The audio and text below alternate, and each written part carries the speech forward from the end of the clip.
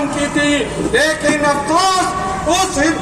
نواب سراج الدولہ کے خلاف ایک سازش رچی گئی اور RSS اور آج جو بھاجپا کے لیڈران یہاں بیٹھے ہیں، ان کے بزرگوں نے اس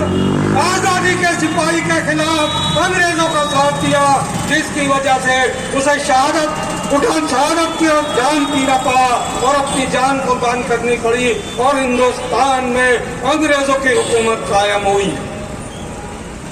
آپ جانتے ہیں سلطان ٹیپو کو، جس نے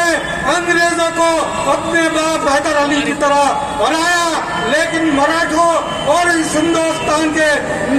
شیخ ابھی چند وغیرہ جیسے لوگوں کی وجہ سے اسے ناکامی کا سامنا کرنا پڑا اور وہ شہید ہوئے اور ہندوستان میں میسور میں انگریزوں کی حکومت قائم ہوئی۔ ہم خراج عقیدت پیش کرتے ہیں انہیں۔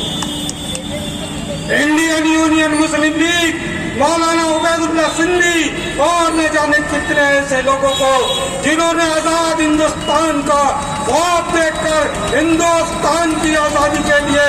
اپنے نہ صرف اپنی جانیں قربان کی بلکہ اپنے خاندان کو قربان کر دیا، ہم انہیں یاد کرتے ہیں۔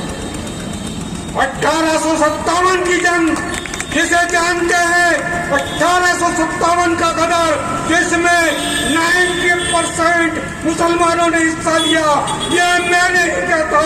بلکہ میرٹھ کالج کا پروفیسر وششٹھ جو پولیٹیکل سائنس ہمیں پڑھاتا تھا وہ کہتا تھا کہ 1857 کے غدر میں مسلمانوں نے 90% حصہ لیا اور اسی کی وجہ سے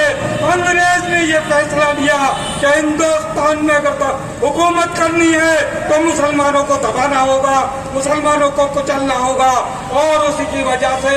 بہادر شاہ ظفر جو ہندوستان کا آخری مغل بادشاہ تھا، اس کے 2 شہزادوں کے سر قلم کر کے تھالی میں پیش کیا گیا نواب بہادر شاہ ظفر کو۔ اس کی قربانی یاد کرنی پڑے گی اور آخر میں اسے کہاں بھیج دیا گیا؟ رنگون، جہاں اس کی وفات ہوئی۔ 2 گز زمین بھی نہ ملی کوئے یار میں، یہ اس کا ہی شعر ہے، ہم انہیں یاد کرتے ہیں۔ لیکن بھائیوں، یہ باتیں سن کر تالیاں بجا کر واہ کرنے کا وقت نہیں ہے۔ افسوس کا مقام یہ ہے کہ جب ہندوستان آزاد ہوا،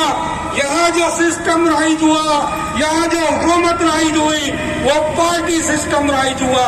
جس پارٹی کے زیادہ